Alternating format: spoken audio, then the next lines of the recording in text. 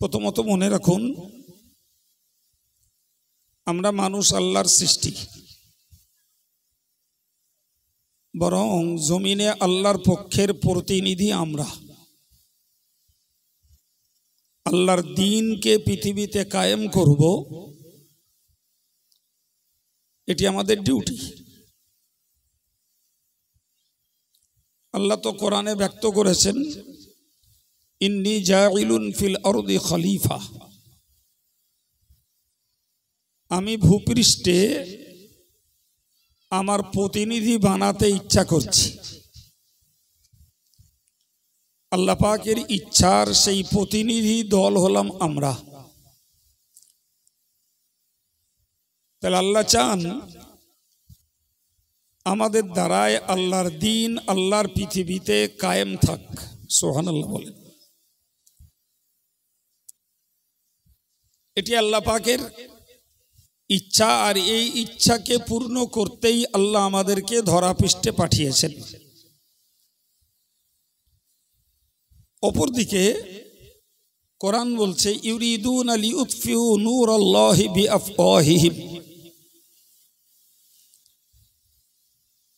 একদল চায় আল্লাহ পাকের হেদায়েতের জ্যোতিটাকে মুখের ফুঁকে নিভিয়ে দিতে। আবার বুঝুন, আল্লাহ আমাদেরকে পাঠাচ্ছেন দ্বীন প্রতিষ্ঠা করার জন্য, দ্বীনকে কায়েম করার জন্য। আর অপরদিকে কোরআন বলছে যে আর একদল মানুষ রয়েছে যারা আল্লাহর হেদায়েতের জ্যোতিটাকে মুখের ফুঁকে তারা নিভিয়ে দিতে চায়। তাহলে বলতে পারা যায় আল্লাহর জমিনে আল্লাহর দ্বীন কায়েমটাও বাধা মুক্ত নয়। আবার বাক্যটাকে বলুন, মুখস্থ করুন। আল্লাহর জমিনে আল্লাহর দ্বীন কায়েম হবে, তারপরেও এটি বাধা মুক্ত নয়। আল্লাহর জায়গায় আল্লাহর দ্বীনের কথা আলোচিত হবে, মানুষ দ্বীনের পক্ষে গোলামি করবে, সেখানেও বাধা আছে। সে বাধা দেওয়ার পক্ষেও আরেকদল মানুষ। কিন্তু আল্লাহ সারা পৃথিবী দিনদার ইমানদার মানুষদেরকে লক্ষ্য করে বললেন যে তোমরা তোমাদের ডিউটি পালন করো। তোমার ব্যক্তি জীবনে, তোমার পারিবারিক জীবনে, সামাজিক জীবনে আল্লাহর দ্বীনটাকে প্রতিষ্ঠিত করতে তুমি চেষ্টা করো। যারা বিরোধিতা করার করতে থাকুক, কিন্তু মনে রাখো, আমি আল্লাহ তোমাদেরকে জানিয়ে দিলাম, আল্লাহু মুতিম্মু নূরি, আল্লাহ পাক তার হেদায়েতের জ্যোতিকে পূর্ণ করে তবে ছাড়বেন। সুবহানাল্লাহ বলেন। আর একটু মন খুলে বলেন, বাক্যটাকে মুখস্থ করে ফেলুন। যে আমাদেরকে আল্লাহ পৃথিবীতে প্রতিনিধি করে পাঠিয়েছেন, আমাদের কাজ আল্লাহর দ্বীনটাকে নিজের বাস্তব জীবনে রূপায়ণ করা এবং দ্বীন পৃথিবীতে যাতে কায়েম হয় তার জন্য যার যতটুকু সমর্থ সহযোগিতা ততটুকু চেষ্টা করা। এরপর বিরোধীরা যারা বিরোধিতা করবে, আল্লাহর দ্বীনটাকে মুখের ফুঁকে নিভিয়ে দিতে চেষ্টা যারা করবে, আল্লাহ গায়বী মদদ দিয়ে সে দিনটাকে আল্লাহ পূর্ণ করবেন। সুবহানাল্লাহ। তাহলে দরকার ঠিক সময় উপযোগী আমাদের খেদমত, সময় উপযোগী আমাদের মেহনত।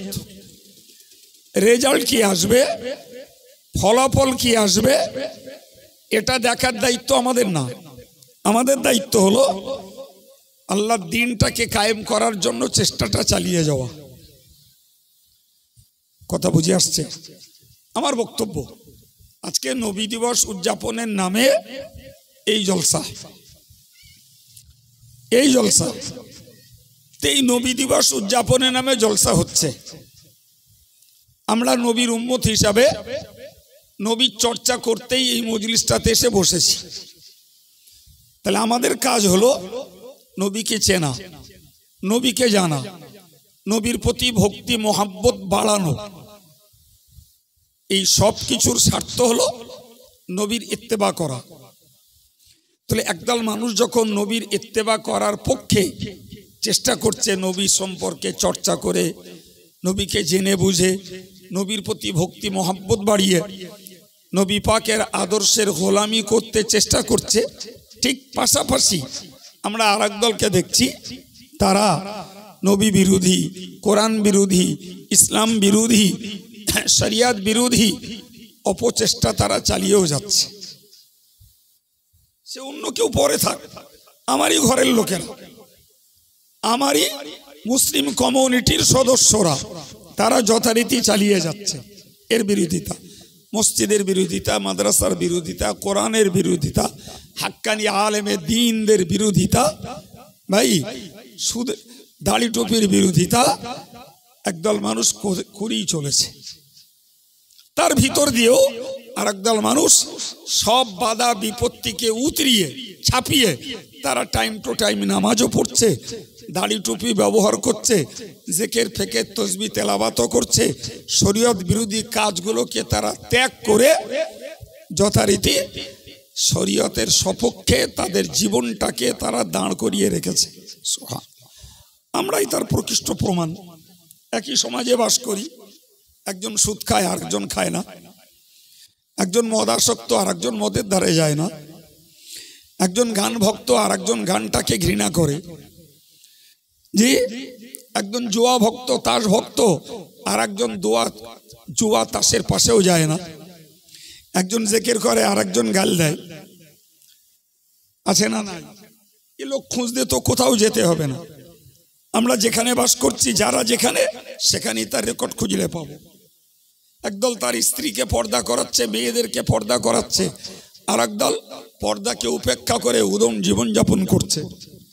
সুতরাং আদার্স কমিউনিটিকে বোঝার আগে আমরা যদি আমাদের নিজস্ব জাতিটাকে নিয়ে বুঝি আর ভাবি, তাহলে বুঝবো যে আমাদের মধ্যেই রয়েছে যেমন দ্বীনের পক্ষের গোলাম, তেমন দ্বীনের বিরোধী দুশমন আছে না নাই? প্রিয় ভাই, আমি আপনাকে বোঝানোর পক্ষে কথা বলতে যেয়ে বললাম, যার যেটা ডিউটি সেটা করে যেতে হবে। একদল ছেলেদের ইচ্ছা হয়েছে, সভা দিয়েছে, আলেমকে ডাকিয়েছে, আপনাদের সময় সুযোগ মনের মনোবৃত্তি এসেছে, আপনারা সভা শুনতে বসেছেন। আমরা ইসলামের পক্ষে, নবীর পক্ষে দুটো কথা বলছি। তাহলে জলসা দেওয়ার যারা তারা দিয়েছে, শোনার যারা শুনছে, আমরা যারা বোঝানোর জন্য মানুষকে বলছি, আমরা আমাদের দায়িত্ব পালন করছি, ঠিক না? বল, রেজাল্ট কি দাঁড়াবে? আল্লাহর হাতে, কার হাতে? কিন্তু কোনো ক্ষেত্রে আমাদের নিজস্ব ডিউটি, নিজস্ব দায়িত্ব থেকে অবহেলা দেখানো যাবে কোন অবস্থাতেই। তো আমি আপনাকে বলতে বলতে এই জায়গাটায় এসেছি যে একদল লোক দ্বীনের বিরোধিতা করে, আর একদল লোক দ্বীন কায়েমের চেষ্টা করে, যে এটাই পৃথিবীর সিস্টেম। আমি এতগুলো কথা বলার পরে আপনাকে এবার বোঝাতে চাইছি, ফিরে চলুন ভাই। আল্লাহ যেমন মানুষকে সৃষ্টি করে তার দ্বীন পৃথিবীতে জিন্দা থাক, এটা চেয়েছেন, আর এই জিন্দা রাখার জন্য কোরআনে আল্লাহ বলেছেন, ওয়ালাকাদ বাআসনা ফী কুল্লি উম্মাতির রাসূলা, আমি আল্লাহ প্রত্যেকটা জাতির জন্য রসুল পাঠিয়েছি, প্রত্যেকটা জাতির জন্য মাস্টার পাঠিয়েছি, গাইডম্যান পাঠিয়ে দিয়েছি, যাতে করে মানুষের একটা জাত শত্রু গোপন প্রকাশ্যে কাজ করে, নফসার ইবলিস। এই নফসার ইবলিসের প্ররোচনায় মানুষ যাতে দ্বীন হারা না হয়, ধর্মচ্যুত না হয়, এরা আমার সাথে সৃষ্টি, এরা জাহান্নামের উপযুক্ত তৈরি না হয়, তাই একদল গাইডম্যানকে কালে কালে যুগে যুগে অঞ্চল ভিত্তিক, এলাকা ভিত্তিক, বংশ ভিত্তিক, গোত্র ভিত্তিক পাঠাতে পাঠাতে সর্বশেষ আমার নবীকে পাঠিয়ে দিয়ে বললেন, কুল, হে নবী তুমি বলো, ইয়া আইয়ুহান নাস, হে মানুষেরা, ইন্নী রাসূলুল্লাহি ইলাইকুম জামিআ, আমি আল্লাহর পক্ষ থেকে মেসেঞ্জার হিসাবে, বার্তাবাহক হিসাবে, দূত হিসাবে এসেছি তোমাদের সকলের জন্য। তার মানে আমার পর থেকে কিয়ামত পর্যন্ত নবুয়তের রাস্তায় আল্লাহ নো এন্ট্রি বোর্ড লাগিয়ে দিয়েছেন। নবী আর আসবে না, নবী আর আসবে না। নবীর কাজগুলো করবেন কে? যে হাক্কানি রব্বানি আল্লাহওয়ালা, যারা আলেম এবং আমেল, আল্লাহ ভীরু, পরেজগার, আমলওয়ালা, ইলমওয়ালা আলেমেরা নবীর রেখে যাওয়া কাজগুলো করবেন। বলা যায় নবীর ধারাবাহিকতা যখন ছিল তখন কালে কালে আল্লাহ নবীদেরকে পাঠিয়েছেন, সময় মতো নবীদেরকে পাঠিয়েছেন। নবী আসার রাস্তা বন্ধ হয়েছে, নবীর রেখে যাওয়া কাজগুলোকে চালু রাখার জন্য দায়িত্ব চাপিয়েছেন আলেমদের উপর। তাহলে কোন কালে আল্লাহর দ্বীন প্রচারকে আল্লাহ স্তব্ধ হতে দেননি বলেই নবীও পাঠিয়েছেন, নবীর রাস্তা বন্ধ করে দিয়ে আলেমদের দায়িত্ব দিয়েছেন। প্রিয় ভাই, কিন্তু মনে রাখবেন, নফস এবং শয়তান সেদিনও ছিল, আজও আছে, কিয়ামত পর্যন্ত থাকবে। নফস চায় না, নফসে আম্মারা সব সময়ের জন্য চায় মানুষকে মন্দ কাজের আদেশ করতে। জি, আর শয়তানের চেষ্টা হলো সব সময়ের জন্য অশ্লীল গর্হিত কাজের আদেশ করতে। তাহলে বলতে পারা যায় নফস আর শয়তানের দুটোর উদ্দেশ্য একই, দুটোর উদ্দেশ্য একই। আল্লাহ বলেছেন ইন্নান নাফসা লাআম্মারাতুম বিসসু। শয়তানের এই নফসের কাজ হলো সব সময় মন্দ কাজের অধিক আদেশ করে, তোরা মন্দ কাজ কর, তোরা পাপের কাজ কর। আর ওদিকে আল্লাহ বলছেন আশ-শাইতানু ইয়াইদুকুমুল ফাকরা ওয়া ইয়া'মুরুকুম বিল ফাহশা। শয়তান তোদেরকে সব সময় দ্বীনের পক্ষে খরচ করতে গেলে দরিদ্রতার ভয় দেখাবে আর অশ্লীল কাজ, গর্হিত কাজের প্রতি আদেশ করবে। তাহলে আমরা দুইয়ের সমন্বয়ে বুঝলাম শয়তান এবং নফসের অপকৌশল আর অপচেষ্টা হলো আল্লাহর বান্দা বান্দীদের দ্বারাতে অন্যায় অপকর্ম, গর্হিত কাজকর্ম, মন্দ কাজকর্ম করানোর ব্যাপারে সব সময় তার চেষ্টা চালিয়ে যাওয়া। আর এই গাড্ডা থেকে, এই বিভ্রান্তি থেকে বাঁচানোর জন্যই আল্লাহ কালে কালে নবীদেরকে পাঠিয়েছেন, কালে কালে নবীদেরকে পাঠিয়েছেন যে এরা তোমার দুশ্মন, এরা দ্বীনের দুশ্মন, এরা শত্রু, এরা আমার বান্দা বান্দীদের দুশ্মন, সুতরাং এদের থেকে তোমরা সাবধান থাকো আর আমার ওই নবীদেরকে কথা মেনে চলো, তাহলে তোমরা ইহকালের শান্তি আর পরকালের নাজাতের আশা করতে পারো। কিন্তু আমরা বর্তমানের হাল দেখে বুঝছি যে কোনো কালেই 100% আল্লাহর বান্দারা আল্লাহর নবীদেরকে মেনে নেয়নি, আল্লাহর দ্বীনকে মেনে নেয়নি, আল্লাহর শরিয়াতের বিধানকে কোনো কালেই 100% মানুষ মেনে নেয়নি। নবীরা চেষ্টা করে গেছেন, নবীরা বর্তমানে আলেমরা চেষ্টা করছেন। ভাই আমার এরপরেও আমাদেরকে বুঝতে হবে যে আমার আল্লাহ পাক কতটা দয়ালু, কতটা দয়ালু। তিনি বললেন ওমা কুন্না মুআযযিবিনা হাত্তা নাবআসা রাসূলা। জি, আমি আল্লাহ কোন জাতির কাছে যতক্ষণ রসুল না পাঠাই, যতক্ষণ সতর্ককারী লোক না পাঠাই, ততক্ষণ পর্যন্ত আমি আল্লাহ সেই জাতিকে আযাব দেই না। সুবহানাল্লাহ বলেন, আর একটু মন খুলে বলেন। তাহলে যারা নবীদেরকে মেনেছেন, আমার নবীর কালে এসে বলতে হয় যে আমার নবীকে যারা মেনেছেন, নবী তাদের জন্য মুবাশশির, জান্নাতের সুসংবাদ দিয়েছেন।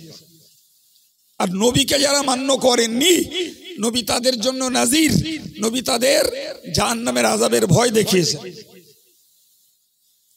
কথা বোঝা যাচ্ছে? মেনেছে যারা তাদের জন্য জান্নাতের সুসংবাদ, মানেনি যারা তাদের জন্য জাহান্নামের সাবধান এবং সতর্ক বার্তা শুনিয়ে দিয়েছেন। ভাই এরপরে আমরা যদি ইহকালে কোনো আযাবে পড়ি তাহলে বুঝতে হবে কোরআনের নীতি অনুযায়ী আল্লাহ সাবধান করেছেন, আমরা শুনিনি, আল্লাহ পানিশমেন্ট দিয়েছেন। আর এটা হালকা। কোরআনে আল্লাহ বলেছেন ওয়ালানুযীকান্নাহুম মিনাল আযাবিল আদনা দুনাল আযাবিল আকবার, আমি আল্লাহ তোমাদেরকে হালকা শাস্তি চাখাই, বড় শাস্তি ছাড়াই। বড় শাস্তি কবরে, হাসরে, জাহান্নামে।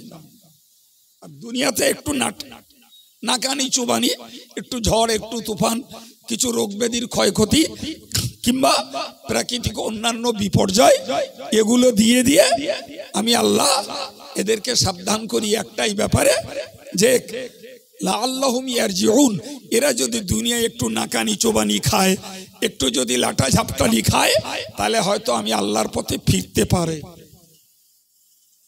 আর নাকানি চোবানি খেয়েও যারা ফেরে না, প্রিয় ভাইরা আমার, তাদের জন্য অপেক্ষা করছে পারলৌকিক আযাব, জাহান্নামের ভয়াবহ শাস্তি। জি, এবার আপনাকে আমাকে একটা কথা ভাবতে হবে ভাই, তাহলে সবকালে নফস ছিল, সর্বকালে শয়তান ছিল। জি, কোরআন শরীফে আল্লাহ বলেছেন ওয়াকাযালিকা জাআলনা লিকুল্লি নাবিয়্যিন আদুওয়ান শায়াতিনাল ইনসি ওয়াল জিন। একদল মানব শয়তান আছে, একদল জাত শয়তান আছে। সেই জাত শয়তান এক, ওর আরেকটা দোসর হলো জিন শয়তান, তার আরেকটা সহযোগী হলো মানব শয়তান। তাহলে এক জাত শয়তানের বিরোধী জিন শয়তান একদল আছে দিন বিরোধী, আবার মানব শয়তান একদল আছে দিন বিরোধী। ভাই, এই ঠেকায় পড়ে আজকে যারা আল্লাহকে মানে না, রসুলকে মানে না, কোরআনকে মানে না, দিন বিরোধী, ধর্ম বিরোধী, পার্থিব জীবন যাপনে যারা ডুবে আছে, ভাই এই চিত্র আর এই ব্যবস্থাপনা আজ ধরে না চলছে একদম হযরত আদম আলাইহিস সালাম থেকে শুরু করে আজ অবধি এক টানাই চলছে। আপনি দেখুন, আদমের বেটাকে দিন হারা করেছে, তৌহিদ হারা করেছে। আদমের বেটা কাবিল আল্লাহর দ্বীনকে মেনে নেয়নি, নূহ নবীর বেটা আল্লাহর দ্বীনকে মেনে নেয়নি, নবী ইব্রাহিমের বাচ্চা ছাড়া আল্লাহর দ্বীনকে মেনে নেয়নি। ফেরাউনের গোষ্ঠী নবী মুসার কাছে হেদায়েতের বাণী শুনেও আল্লাহর দ্বীনকে মেনে নেয়নি। নবী ঈসার কাছে হেদায়েতের বাণী শুনেও ইহুদি সম্প্রদায় জি নবী ঈসা আলাইহিস সালামকে মেনে নেয়নি। আমার নবী এসেছেন, তার নিজের পরিবারের লোক আবু লাহাব, আবু জাহালরা নবীর কথা মেনে নেয়নি। ওতবা, সাহেবা, রবিয়া, ওলিদ এরা নবীর কথা মেনে নেয়নি। ভাই, তাহলে বলতে পারা যায় সর্বনবীর যুগেই নফস এবং শয়তান তাদের অপকৌশল, অপচেষ্টা, চক্রান্ত চালিয়ে গেছে, আজও তাদের রীতিনীতি বহাল রেখেছে। ঠিক কিনা বলেন?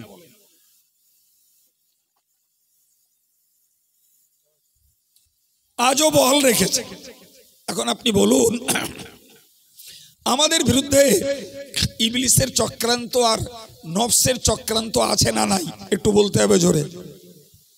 আছে? জি। তাহলে যদি ইবলিসের চক্রান্ত আর নফসের চক্রান্ত আমাদের বিরুদ্ধে আছে, স্বীকার করার পরেও আমরা যৎকিঞ্চিত ধর্ম করতে পারছি, তাহলে এক কথায় আমাদেরকে মনে রাখতে হবে, এটা আল্লাহ পাকের হেফাজত আর আল্লাহর রহমত। কথা বুঝতে পারেননি? এটা আমাদের কৃতিত্ব নয়, আমাদের প্রচেষ্টা নয়, আমাদের শুধু ইচ্ছাটুকু।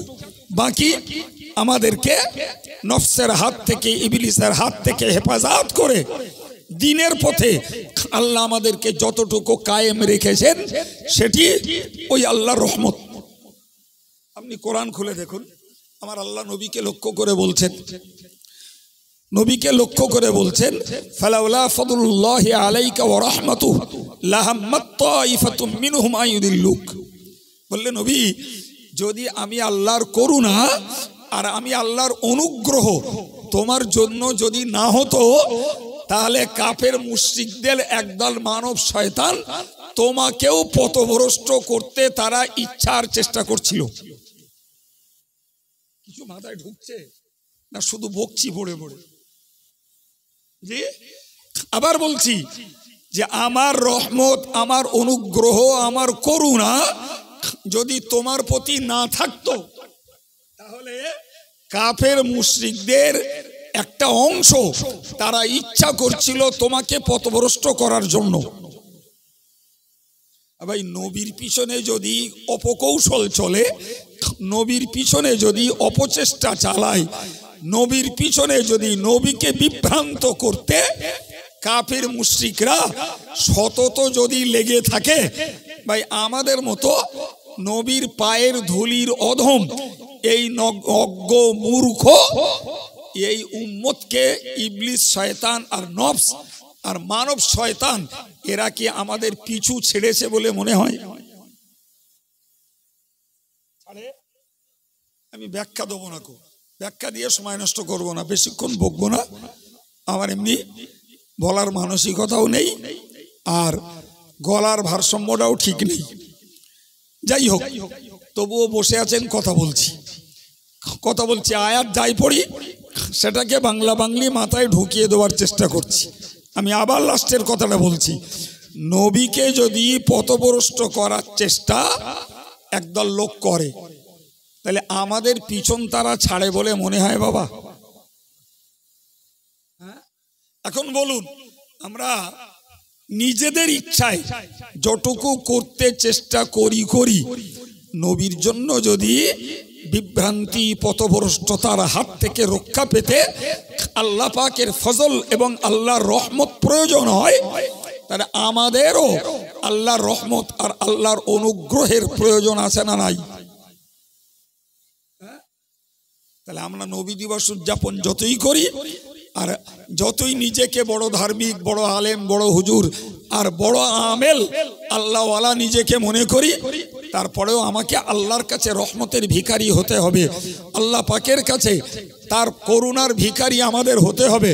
আল্লাহ, এই অস্থির পৃথিবীতে তুমি আমাদেরকে নফসের হাত থেকে বাঁচাও, ইবলিসের হাত থেকে বাঁচাও, মানব শয়তানের চক্র থেকে আমাদেরকে বাঁচাও। আল্লাহ, তোমার অনুগ্রহ দ্বারা তুমি আমাদেরকে হেফাজত করো। আল্লাহ, তোমার করুণা দ্বারা আমাদের দ্বীন, ঈমান এবং ইসলামী আখলাক আমলকে আল্লাহ তুমি রক্ষা করো। যদি আল্লাহর দয়ার দরজা আমাদের জন্য খুলে যায় তাহলে নিজেদের আত্মবিশ্বাস আর নিজেদের অ্যাক্টিভিটিস, কর্মদক্ষতা আর নিজেদের জ্ঞান আর গুণ আর কাজের তুলনায় আল্লাহ পাকের রহমত আমাদের জন্য বেশি কল্যাণকর, বেশি উপকারী এবং আমাদের জন্য বেশি ফলদায়ক হবে। কিন্তু আমরা নিজেদের জ্ঞান, গুণ, যোগ্যতা এর উপরে যতটা আত্মবিশ্বাসী, আল্লাহর রহমতের প্রতি ততটা আমরা লোভী নই। আমরা নিজেদের জ্ঞান, গুণ, যোগ্যতা, বুদ্ধিমত্তা, চালাকি, চাতুরতার উপরে যতটা নির্ভরশীল, ভাই আমরা আল্লাহ পাকের করুণার প্রতি ততটা আত্মবিশ্বাসী আর লোভী আমরা ততটা নই। আমার কথা বুঝতে পারছেন? আমরা মনে করি আমার জ্ঞান যথেষ্ট, আমরা মনে করি আমার আমল যথেষ্ট, আমরা মনে করি আমার চাতুরতা, আমার বুদ্ধিমত্তা, আমার হিকমত আমার জন্য যথেষ্ট। ভাই, এটা যদি সঠিক হতো তাহলে নবীকে আল্লাহ যে জ্ঞান দিয়েছেন, নবীকে আল্লাহ যে হেফাজত দান করেছেন, সর্বোপরি নবীকে আল্লাহ তার হাবিব বলে প্রচার করেছেন, সেই হাবিবকে, সেই সারা পৃথিবীর শ্রেষ্ঠ জ্ঞানীকে, সারা পৃথিবীর শ্রেষ্ঠ মনীষী, বরং সৃষ্টির ঊর্ধ্বে স্রষ্টার পরে দরজা তিনি হলেন রাসূলুল্লাহ, তো তাকেও মানব শয়তানেরা বিভ্রান্ত করতে চেষ্টা করেছে। আর সেই চেষ্টা থেকে নবী নিরাপত্তা পেয়েছেন আল্লাহর রহমত আর ফজলের দ্বারায়। কথা বুঝে আসছে কি? আমি ওই আয়াতের ব্যাখ্যা যদি দিই লম্বা সময়ের প্রয়োজন। আর ব্যাখ্যা দেওয়া হক আদায় করে ব্যাখ্যা দেওয়ার জ্ঞানও আমার নেই। জি, আমি আজকে নবী দিবসের এই কথাটাকে বোঝাতে যেয়ে বললাম যে আমরা আল্লাহর জমিনে আল্লাহর পক্ষের প্রতিনিধি। আমরা চাইছি দিনটাকে নিজের জীবনে বাঁচিয়ে রাখবো, সঙ্গে পরিবার পরিজন সমাজ সর্ব জায়গাতেই আমরা দিনটাকে প্রতিষ্ঠিত করব, এটা আমাদের ডিউটি। কিন্তু এর বিরোধী প্রতিরোধের অন্য ব্যক্তিরাও আমার সমাজে রয়েছে, আছে না নেই? আমার আল্লাহ বললেন, বান্দা তোমার চেষ্টা তুমি করো, আল্লাহর এই দিনের হেদায়েতের জ্যোতিকে পূর্ণ করার দায়িত্ব আমি আল্লাহ গ্রহণ করলাম। তাহলে আমরা কোশ্চিনকালেও ব্যক্তি জীবনে, পারিবারিক জীবনে, দিন শিক্ষার ব্যাপারে এবং মসজিদ কায়েমের ব্যাপারে এবং মানুষের কাছে হক বাণী প্রচারের ব্যাপারে কোনো অংশেই অবহেলা অলসতা দেখাতে পারবো না। দেখালেই আমরা আমাদের দায়িত্বে অবহেলা দেখিয়েছি বলে প্রমাণ হবে, ঠিক না বল? সুতরাং একদল সভা দিচ্ছে, আর একদল করছে, আর একদল শুনছে। দিন প্রচারের একটা চেষ্টা বা দায়িত্ব আমরা পালন করে যাচ্ছি। কেউ মাদ্রাসা করছে, কেউ মাদ্রাসা চালাচ্ছে, কেউ শিক্ষকতা করছে, কেউ সেখানে ছাত্র দিয়ে দিন শেখাবার ব্যবস্থা করছে। ভাই, সব মিলিয়ে আমরা দিনটাকে জিন্দা রাখার যার দ্বারাই যেটা সম্ভব সে চেষ্টা করছে। কিন্তু ভুললে হবে না, আমাদের মধ্যে নফস আছে, শয়তান আছে। জি, সেই নফস শয়তানের সম্মিলিত শক্তি দ্বারা একদল কলেমা পড়া বা মুসলিম ঘরে জন্ম নেওয়া মানুষ, তারা যথেষ্ট পরিমাণে এই দিনের বিরোধী। আমি এরপরে আপনাকে বলেছি যে নবী আল্লাহ পাকের 100% প্রোটেক্টেড ম্যান, নবী আল্লাহর পক্ষ থেকে সুরক্ষিত। এরপরেও একদল মানব শয়তান, কাফের, মুশরিক, ইহুদি, খ্রিস্টান, এরা চেষ্টা করেছে বারে বারে নবীকে ভ্রষ্ট করার, নবীকে মিসগাইড করার, নবীকে বিভ্রান্তির পথে নিয়ে যাওয়ার। হেফাজত করেছেন কে? জোরে বলেন। আল্লাহ বললেন, আমার রহমত আর আমার ফজল, আমার দয়া আর আমার অনুগ্রহ, আমার করুণা ওই নবীর প্রতি যদি না থাকতো, তাহলে ওরা নবীকে পথভ্রষ্ট করতে চেষ্টা করছিল, ইচ্ছা করছিল।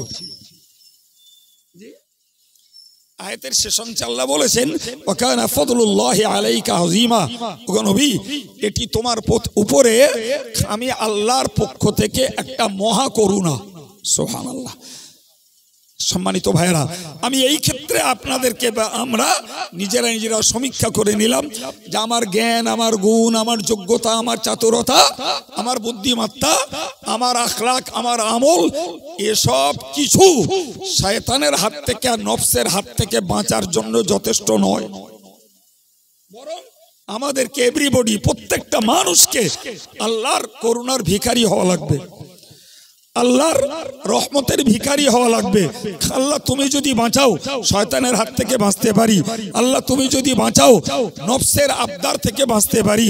আল্লাহ তুমি যদি বাঁচাও, তাহলে মানব শয়তানের চক্র থেকে ঈমান আমলকে রক্ষা করতে পারি।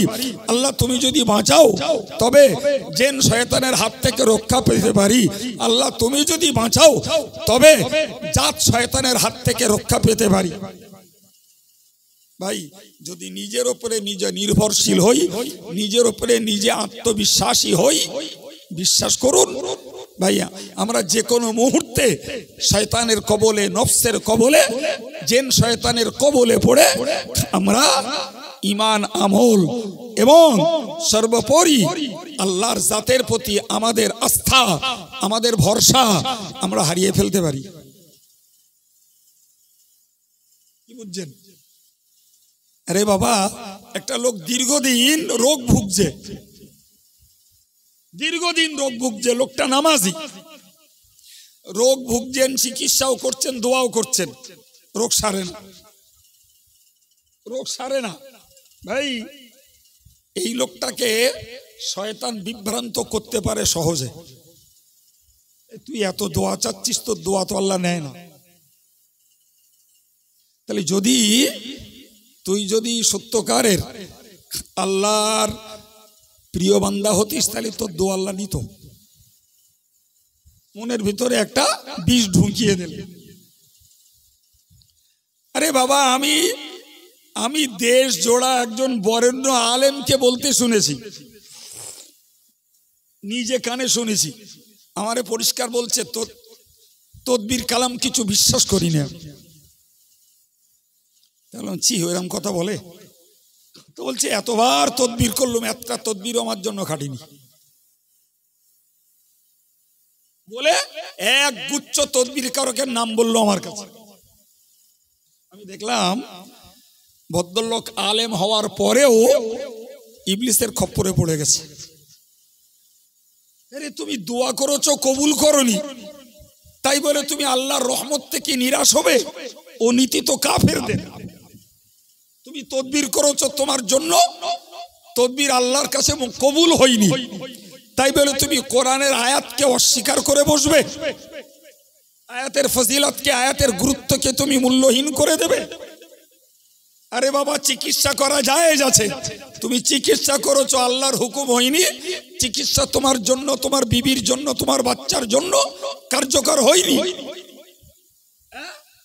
তাই বলে তুমি আল্লাহ পাক তোমার জন্য চিকিৎসা কবুল করেননি বলে তুমি আল্লাহর রহমতের প্রতি অনাস্থা আনবে? এই কাজগুলো কোন দিনদার, ইমানদার, পরিপক্ক আল্লাহওয়ালার কাজ নয়। বরং পরিপক্ক আল্লাহওয়ালা দোয়া করে, কবুল না হলে ভাবে দোয়া কবুল না হওয়ার মধ্যেও আল্লাহ কি ভালাই রেখেছে। চিকিৎসা করেছি, সুস্থ হয়নি, এই সুস্থ না হওয়ার মধ্যেও আল্লাহ ভালো রেখেছে।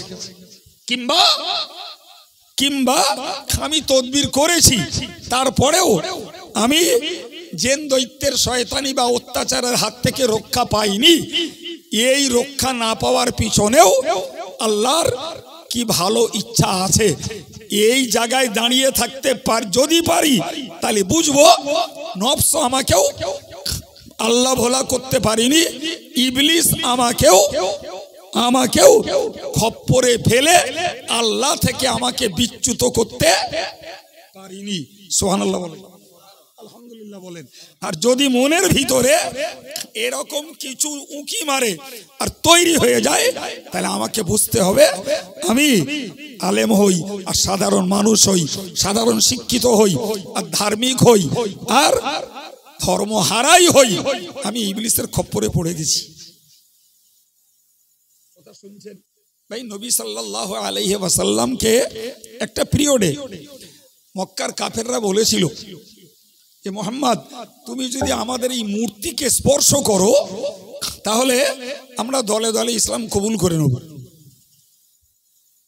জি, এখন এই ইসলামী সদস্য বাড়ানোর পিরিয়ডে রাসূলুল্লাহর এই ইসলামী মিশনে একটা সদস্য বাড়া নবীর একাত বুকটা পাঁচাত হতো।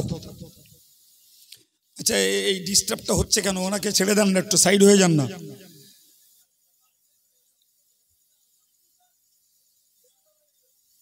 উনি ওইখানটায় দাঁড়িয়ে, আপনারা যারা সাইডে বসে আছেন ভাই একটু চেপে আসুন, ওনাকে ছেড়ে দেন, উনি চলে যাক।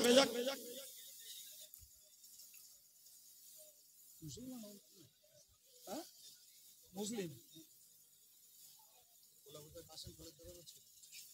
ভালো।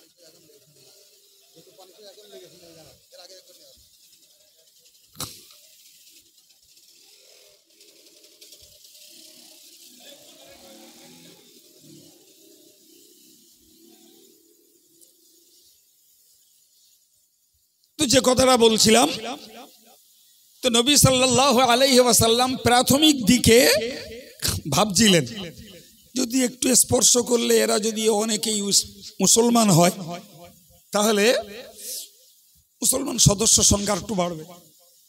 কিন্তু রসুল সেই মুহূর্তে তাৎক্ষণিক কোনো জবাব না দিয়ে বললেন কালকে বলবো। সারা রাত ভাবলেন, সকালবেলা ওদেরকে বললেন তোমরা ইসলাম কবুল করতে হয় করো, না হলে না হয় না করো, তবে আমি তোমাদের দাবি মেনে নিয়ে মূর্তি স্পর্শ করে ইসলামী সদস্য বাড়াতে রাজি নই। কথাটা কিছু বুঝলেন কি? একটু সুবহানাল্লাহ বলেন।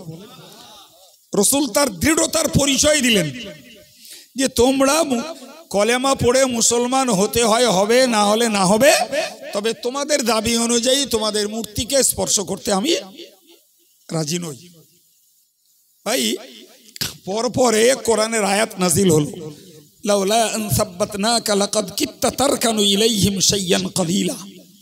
বললেন নবী, আমি যদি তোমার কদমকে দৃঢ় না করে দিতাম, আমি যদি তোমার কদমকে মজবুত না করে দিতাম, তাহলে তুমি ওদের দাবির দিকে ঝুঁকে পড়ছিলে, ওদের দাবির দিকে অল্প হলেও ঝুঁকে পড়ছিলে যে একটু যদি ছুঁয়ে দিলে মুসলমান সংখ্যা যদি বাড়ে তাহলে এটার মন্দ কি হবে। কিন্তু আমি তোমার মানসিকতাকে স্থির করে দিলাম, তোমার কদমকে মজবুত করে দিলাম, তোমাকে দৃঢ় করে দিলাম, ফলে লেটেস্ট সর্বশেষ তুমি ওদের দাবিকে মানোনি। জানো নবী, ইজাল্লা আযাকনাকা দিফাল হায়াতি ওয়া দিফাল মামাত, যদি ওদের দাবি মেনে নিয়ে তুমি মূর্তিকে স্পর্শ করে যদি মুসলিম সদস্য সংখ্যা বাড়াতে চেষ্টা করতে, তাহলে তোমার হায়াতে জিন্দেগিতে দিতাম দ্বিগুণ শাস্তি, আর মৃত্যুর পরে দিতাম দ্বিগুণ শাস্তি। সুম্মা লা তাজিদু লাকা আলাইনা নাসীরা, এরপরে তুমি তোমার আযাব থেকে, শাস্তি থেকে প্রতিরোধের মদদগার, সাহায্যকারী হিসেবে কাউকে পেতে না। কথা মাথায় ঢুকছে কি? কাফেরদের পলিসি এটা ছিল, কাফেরদের নবীকে বিভ্রান্ত করার একটা পলিসি, যে পলিসির ভিতর দিয়ে ওরা চাইছিল মুহাম্মদ যদি কোনো অংশে মুসলিম সদস্য সংখ্যা বাড়াবার ধান্দায় আর লোভে আমাদের মূর্তিকে স্পর্শ করে, তাহলে মুহাম্মদ নীতিচ্যুত হলো। তিনি এসেছেন এক আল্লাহর আবেদ বানাতে, আর সেই এক আল্লাহর আবেদ বানাতে যে তিনি আমাদের পূজ্য মাবুদ মূর্তিকে স্পর্শ করলেন, মানে মুহাম্মদ অন্যায়কে সমর্থন করে ন্যায়ের সহায়তার উপকার নিতে চাইলেন। কাজটা ভালো না খারাপ? জি, মনে রাখতে হবে। সুতরাং নবী দিবস উদযাপন করতে বসে এই শিক্ষাটুকু আমাদের নেওয়া উচিত যে আমরা যতই দিনদার হই, যতই নামাজি মুসল্লি আল্লাহওয়ালা যাই হই না কেন, আমার নবীর কাছ থেকে শিক্ষা নিতে হবে যে আমরা ধার্মিক হওয়ার পরেও আমাদের পিছনে শয়তানের চক্র আছে, নফসের অন্যায় আবদার আছে। কখনো আমরা ভালোর জন্য মন্দের সহায়তা নেব না।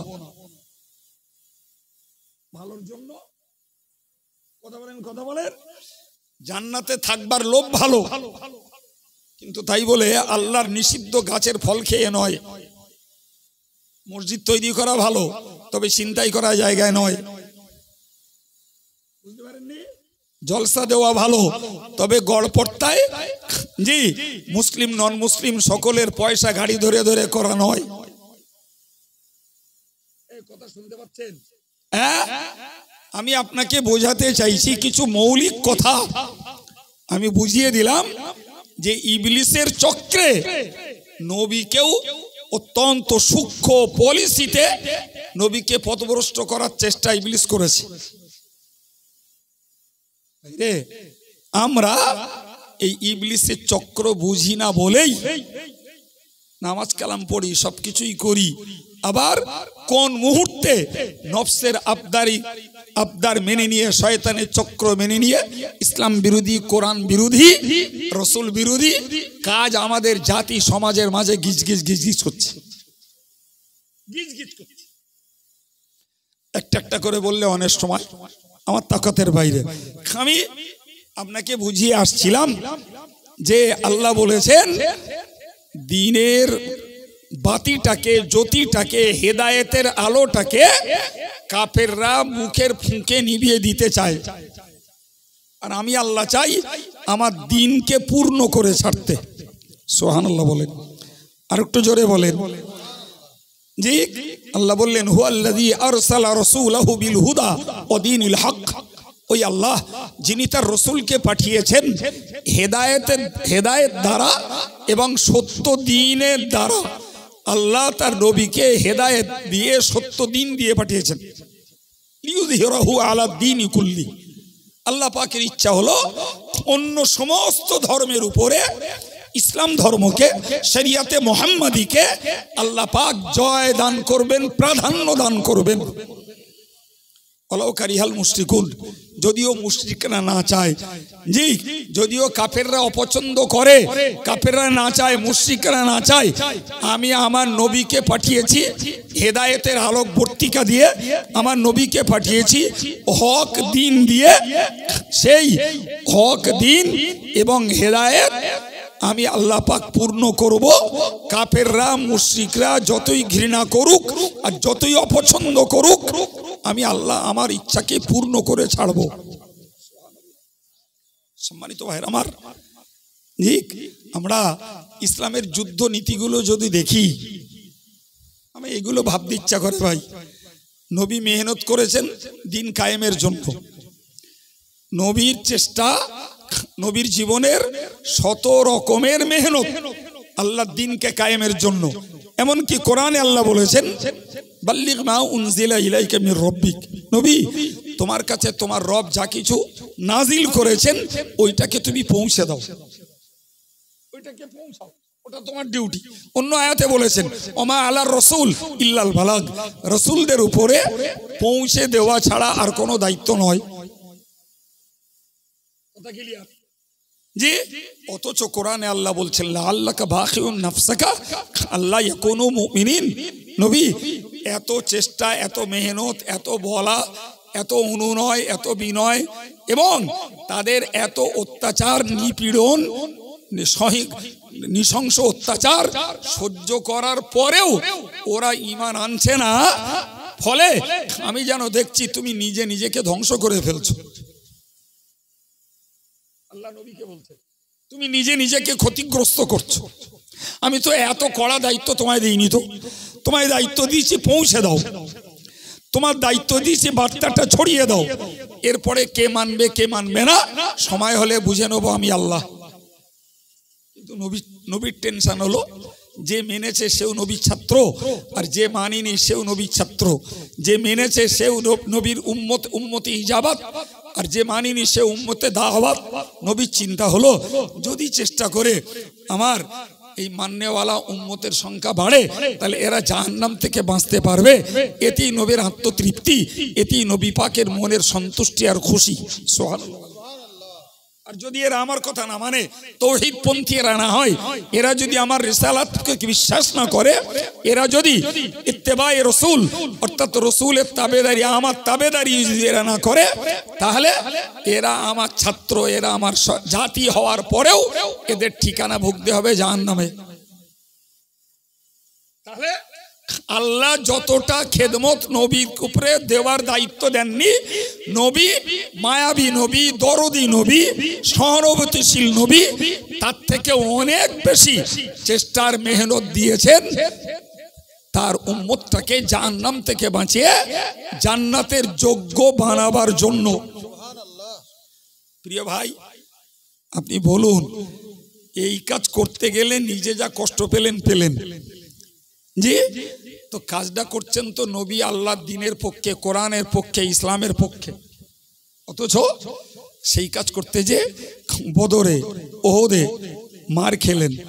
জি, সর্বত্র রাসূলুল্লাহ ব্যক্তি জীবনে গালি শুনলেন, মার খেলেন। লোকে তাকে পাগল বলল, লোকে তাকে জাদুকর বলল, লোকে তাকে চরিত্রহীন বলল, লোকে তাকে ধর্মত্যাগী বলল। সবগুলোর প্রমাণ কোরআন হাদিসে বিদ্যমান।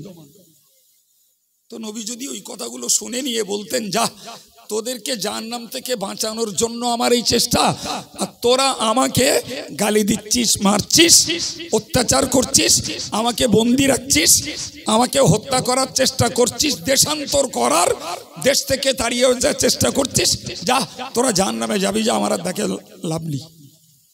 এতটুকু কথা নবী যদি বলে তিনি তার চেষ্টা স্টপ করে দিতেন, তার চেষ্টা থেকে যদি বিরত হয়ে যেতেন, ভাই ক্ষতি কাদের হতো? জাতির ক্ষতি হতো, উম্মতের। জাহান্নামের সংখ্যা বেড়ে যেত। নবীর তাতে কি যায় আসে? কিন্তু আমার নবী ধৈর্য হারা হননি, আমার নবী দায়িত্ব ছেড়ে দেননি।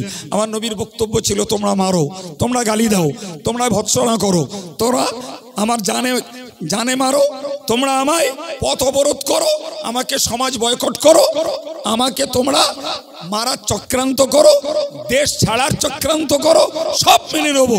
এরপরেও আমাদের দাবি, কুলু লা ইলাহা ইল্লাল্লাহ, তোমরা বলো আল্লাহ ছাড়া উপাস্য নেই, তোমরা বলো আল্লাহ ছাড়া উপাস্য নেই, আর তোমরা বলো মুহাম্মাদুর রাসূলুল্লাহ, মুহাম্মদ সাল্লাল্লাহু আলাইহি ওয়াসাল্লাম আল্লাহর বার্তাবাহক, আল্লাহর পক্ষের পিয়ন। মুহাম্মদ সাল্লাল্লাহু আলাইহি ওয়াসাল্লাম আল্লাহর বার্তাগুলোকে মানুষের কাছে পৌঁছে দেওয়ার মাধ্যম, এই কথাটা বিশ্বাস করে ওই জায়গায় দাঁড়িয়ে থেকে মরো। আমি রাসূল বলছি, মান কানা আখিরু কালামিহি লা ইলাহা ইল্লাল্লাহ ফাদাখালাল জান্নাহ, যার শেষ কথা হবে আল্লাহ ছাড়া উপাস্য নাই আর হযরত মুহাম্মদ তার বার্তাবাহক, আমি রাসূল বলছি, সেই ব্যক্তি জান্নাতে প্রবেশ করবে। প্রিয় ভাই, আমার বোঝানোর উদ্দেশ্য এটাই, আমার নবী সাল্লাল্লাহু আলাইহি সাল্লাম সবকিছু বরদাস্ত করেছেন, কিন্তু না আল্লাহর কাছে অভিযোগ করেছেন, না নিজে ধৈর্য হারিয়েছেন, না নিজে দিন কায়েমের ব্যাপারে অলসতা করেছেন। আমরা নবী দিবস উদযাপন করতে ওয়াজ শুনবো, সব শুনবো, অথচ আল্লাহর দিন আমার মধ্যে কতটা আছে ভাববো না, আমার পরিবারে আল্লাহর শরিয়ত কতটা পালিত হয় ভাববো না, আমি ধার্মিক হওয়ার পরেও আল্লাহর দিনের পক্ষে কতটা আছি, আর দিনের বিপক্ষে, স্বার্থে, লোভে, পার্থিব হাওয়ার গতিতে কতটা দিনের বিপক্ষে ঢলে পড়ছি, এই দিনের বিপক্ষে ঢলে পড়ছি, এটাও ভাববো না ভাই। তাহলে এই নবী দিবসগুলি আমাদের জন্য তাৎক্ষণিক সগীরা গোনা মাফির ওসিলা হতে পারে, তাৎক্ষণিক সওয়াব হতে পারে, তাৎক্ষণিক আমরা নবী পাকের দোয়া পেতে পারি, কিংবা আমাদের নেক মনোবাঞ্ছা আল্লাহ পূরণ করতে পারেন। কিন্তু সুদূর প্রসারী জীবন লাভ করতে গেলে এই কথাগুলোকে আমাদের অ্যানালিসিস করতে হবে, এই কথাগুলোকে ভাবতে হবে, এই কথাগুলো নিয়ে আমার নিজের ভেতরে চর্চা করতে হবে। আমি দিনদার নামাজি মুসল্লি, এরপরে আমি সুদের সঙ্গে জড়িত হয়ে গেলাম কেন? আমি নামাজি মুসল্লি, তাহলে মোবাইলটাকে নিয়ে ফ্রি ফায়ার আর পাবজিতে ডুবে আছি কেন? আমি নামাজি মুসল্লি, তাহলে অনলাইনে লটারি কেটে আমার রোজগারে হারামটা ঢোকাচ্ছি কেন? আমি ধার্মিক, অথচ আমার স্ত্রীটাও অধার্মিকা, বেপর্দা, সে বেলেল্লাপনা, আমি এই সুযোগটা কেন করতে দিচ্ছি? কোন কারণে? আমি ধার্মিক, ফার্স্ট কাতারে দাঁড়াচ্ছি, তকবিরে উলার সঙ্গে নামাজ পড়ে কপালে দাগ করছি, অথচ বোনের ফারাজটা বুঝে দেয়নি, ওর হকটা নষ্ট করে রেখেছি। আমি ধার্মিক হয়েছি, অথচ আমি চিট ফান্ডের ব্যবসাটা বন্ধ করতে পারিনি। ভাই, তাহলে ধর্মের আড়াল থেকে নফসের আবদার, দুনিয়ার লোভ আর শয়তানের চক্র আমাদেরকে চরিত্রহীন, আমাদেরকে আল্লাহ বিরোধী, নবী বিরোধী, শরিয়ত বিরোধী বানিয়ে ফেলছে। অথচ আমি নিজেকে ধার্মিক বলে আত্মতুষ্টি, মনের আনন্দ লাভ করছি। আমি দাড়িওয়ালা, আমি টুপিওয়ালা, আমি নামাজি, আমি আল্লাহওয়ালা। কথা বলেন? তাহলে আমরা আল্লাহর দ্বীনটাকে যদি নিজের ভিতরে কায়েম না রাখতে পারি, তাহলে নবীর এই জীবন চরিত শোনার পরে আমাদের ফায়দা, উপকারিতা কি হবে? কি হতে পারে? ভাই আমার, আমি কথার পৃষ্ঠে কথা বলতে বলতে টুকটুক করে বেড়েছি। আল্লাহ শুকর, আপনাদের আব্বা মার দোয়া, জি, নবীর লাইফের সব রকমের কথা কিছু না কিছু জানি। জি, তাই মায়ের গর্ভস্থ মুজিজার কথা বলুন, নবীর শিশুবেলার ভূমিষ্ঠকালীন মুজিজার কথা বলুন, তার সামাজিক জীবনযাপনের কথা বলুন, কিংবা তার সংসার জীবন, তার বৈবাহিক জীবন, তার দিন প্রচারের জীবন, তার মক্কি জিন্দিগি, তার মাদানী জিন্দিগি, কম বেশি একটু একটু তো জানি। জি, আর যারা আছেন একেবারে যে আমার কাছ থেকে শোনেননি তাও না, কিন্তু আজকে ভিন্ন রকম ভাবে আপনাদেরকে মৌলিক কথাগুলো বোঝাচ্ছি বাবু, যে আমাদেরকে পিছু ছাড়ছে না আমাদের নফস, আমাদের শয়তান। আমরা এক অংশে ধার্মিক, আর এক অংশে অধার্মিক, এক অংশে আল্লাহর, আর এক অংশে ইবলিসের, আমরা এক অংশে রসুলের, আর এক অংশে আমরা পার্থিব নেতা, মন্ত্রী, ক্রিকেটার, ফুটবলার, এদের ভক্ত। অথচ মুখে আমাদের নবী ভক্তির পরিচিতি।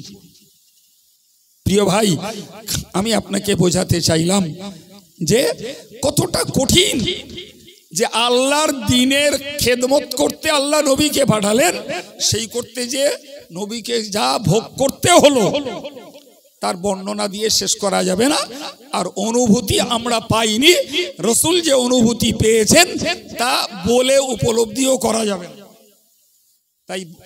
তাই ওদের প্রান্তরে হেলমেট ফুটে যাওয়া বলুন, আর তয়েফের প্রান্তরে রসুলের রক্তাক্ত হওয়া বলুন, আর নামাজ পড়তে যে উটের জোলাম পিঠে চাপিয়ে দেওয়া বলুন, আর গলায় রশি পরিয়ে ফাঁস দিয়ে মারার কথা বলুন, নবীকে কাঁকর মারা বলুন, আর নবীকে শেয়াবে আবি তলেব নামক পাহাড়ি ঘাটিতে 3 বছর বন্দি রাখা বলুন, সবগুলো নবী যা বাস্তবে অনুভব করেছেন আমরা শুনি মাত্র, একটু সাময়িকই মনে আফসোস লাগে, কিন্তু নবীর অনুভূতিটা আমাদের নিশ্চয়ই হতে পারে না। কথা বলেন না, কেউ একটা কাউকে চড় বেড়েছে, ইস আহ খুব লেগেছে, ইস আহ খুব লেগেছে, অ্যাকচুয়াল চড় খেয়ে সে যে আঘাত পেয়েছে ওই আঘাত আহ ইস ইতি বোঝা যাবে? বলেন বলেন, জিন্দেগিতে না, জিন্দেগিতে না। আপনারা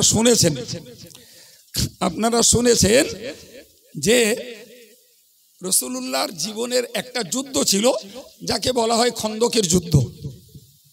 আমি ছোট্ট সম্পর্কের খাতিরে বলছি, খন্দকের যুদ্ধ। ভাই খন্দক মানে খানা কাটা, গোদা বাংলায় কি বলেছি বলেন, খাল কাটা বা খানা কাটা একটা যুদ্ধ। ইতিহাস অনেক, আমার লম্বা করে বলার ইচ্ছা নয়, সংক্ষিপ্ত আমি জুড়ে দিচ্ছি, শুধু বুঝার দরকার।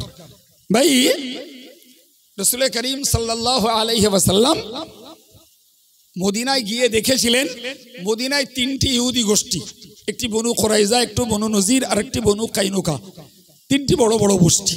এর মধ্যে বনু কুরাইজা এবং বনু নজির ইসলামের একটা ঘোরতর দুশমন, ঘোরতর দুশমন। জি, তো রসুলের সঙ্গে মদিনা চুক্তি তারা ভঙ্গ করার জন্য রাসূলুল্লাহ ওদেরকে মদিনা থেকে তাড়িয়ে দিলেন খয়বার নামক একটা জায়গায়। তো ওইখান থেকে এক বড় নেতা হুয়াই ইবনে আখতাব আর একজন সাল্লাব ইবনে হুকাইক বা হুকাইক, দুজন ওখান থেকে বেরিয়ে পড়লো, বেড়ে মক্কা এলো। মদিনা থেকে খয়বার মদিনার কাছাকাছি একটা জায়গা, এলো মদিনা মক্কায়। মক্কার কাফেরদেরকে ভীষণ ভাবে উৎসাহিত করলো, বিরাট ভাবে। তখন আবু লাহাব, আবু সুফিয়ান খুব চাঙ্গা নেতা। ঘটনাটি কেউ বলেছেন 4র্থ হিজরির, কেউ বলেছেন 5ম হিজরির, কেউ বলেছেন জিলকাদ মাসের ঘটনা, কেউ বলেছেন শওয়াল মাসের ঘটনা। যেটাই হোক ও তারিখ ঐতিহাসিক মতভেদ আপন জায়গায় থাক। এই ভদ্রলোক গেল মক্কায়, গিয়ে তাদেরকে উদ্বুদ্ধ করলো যে আমি তোমাদের সর্বশক্তি, সর্ববুদ্ধি, সব রকমের পলিসি ট্রেনিং দেবো, চলো এই আমাদের একটা সুবর্ণ মুহূর্ত, আমরা মুহাম্মাদের বিরুদ্ধে আর একবার মুহাম্মাদকে ধরাশায়ী করার চেষ্টা করি। তাতে আবু সুফিয়ান খুব নেচে উঠল এবং ওইখান থেকে 4000 সেনা তৈরি করলো। আর ওই হুয়াই ইবনে আখতাব জি, পরবর্তীকালে যিনি হয়েছেন মানে রক্তসূত্রে রসুলের শ্বশুর, কিন্তু তার বিরোধিতায় গতফান গোত্রকে প্রতিমধ্যে জড়িয়ে নিল, তাদের সংখ্যা ৬,০০০। তাহলে ১০,০০০ সেনা মক্কা থেকে আসছে রসুলের সঙ্গে লড়াই করতে। জি, রসুল্লাহ খবরটা পেয়ে সাহাবাই কেরামদের কাছে পেশ করলেন যে আমার কাছে খবর আছে বহুজাতিক বাহিনী, অর্থাৎ এক গোষ্ঠী না, এক গোত্রের লোক না, বিভিন্ন গোত্র থেকে লোক চয়েস করে করে নিয়ে একটা বিরাট বহুজাতিক বাহিনী বানানো হয়েছে। তারা আর একবার চেষ্টা করছে ইসলামের আলোটাকে নিভিয়ে দিতে, আমার রসুল্লাহর ইসলাম প্রচারের মিশনটাকে স্তব্ধ করে দিতে এবং মানুষকে দিন থেকে বিচ্যুত করে বেদিনী কায়েম করতে। রসুল যখন পরামর্শ করলেন, হযরত সালমান ফারসি রাদিয়াল্লাহু আনহু নবীকে একটা মশওয়ারা দিলেন, একটা যুক্তি দিলেন। বললেন, হুজুর, আমি পারস্যের একটা যুদ্ধ নীতি দেখেছি যে ওরা এই নিজের দেশ আর অন্য দেশের মাঝখানে খাল কাটতো, খানা কেটে দিত। শত্রুরা বাইরে থেকে এলে ওরা খানার বাইরে, এরা এদের দেশের অভ্যন্তরে খানার ভিতরে। এই যে দূরত্ব, মাঝখানে ব্যবধান, ওরা আসতে গেলেই খানায় নামতে হবে আর ওইখানেই ওদেরকে শেষ নিঃশ্বাস ত্যাগ করতে হবে উপর থেকে, তার ব্যবস্থা নেওয়া হবে। রসুলের কাছে যুক্তিটা পছন্দ হলো। রসুল করিম সাল্লাল্লাহু আলাইহি ওয়াসাল্লাম জি মদিনার সালা পাহাড় থেকে শুরু করে একটা বিস্তীর্ণ এলাকা রসুল সেনা নিয়ে গেলেন, সাহাবাই কেরামদেরকে নিয়ে গেলেন খাল কাটার জন্য। জি, 40 গজ করে দায়িত্ব দিলেন 10 জনের। 40 গজ করে কাটতে হবে 10 জনকে দায়িত্ব দিলেন রসুল্লাহ। প্রিয় ভাই আমার, সে তার মাটি কাটা না রে বাপ, সে তো পাথর। 40 গজ করে 10 জনের মানে এক একজনের ভাগে 4 গজ করে। জি, ওই কাজ করতে যে নবী নিজেও কর্মী, নবী নিজেও আপনারা একটা বর্ণনা শুনে থাকেন যে নবী ক্ষুধার তাড়নায় পেটে বাঁদর বেঁধেছেন। জি, নবী ক্ষুধার তাড়নায় পেটে পাথর বেঁধেছেন। ভাই, কোন মুহাদ্দিসরা শব্দটাকে হাজার শব্দ, হাজার মানে পাথর। কেউ বলেছেন ওই রাষ্ট্রের রা অক্ষরটা রা নয়, ওটা যা, হাজ, যার বাংলা মানে হলো লুঙ্গি কষে পড়া। কেউ বলেছেন নবী পাথর বইতে যে ক্ষুধার তাড়নায় পিঠটা নুয়ে আসছিল, তাই পেটে পাথর বেঁধে মেরুদণ্ডটাকে শক্ত রাখছিলেন।